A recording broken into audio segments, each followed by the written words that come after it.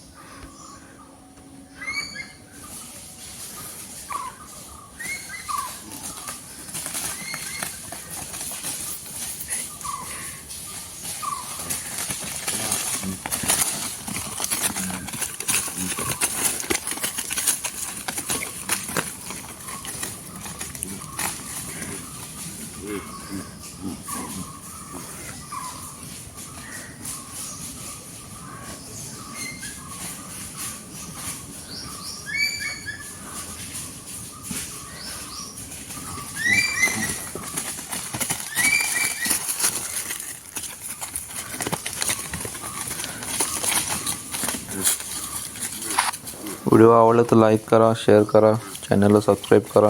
धन्यवाद.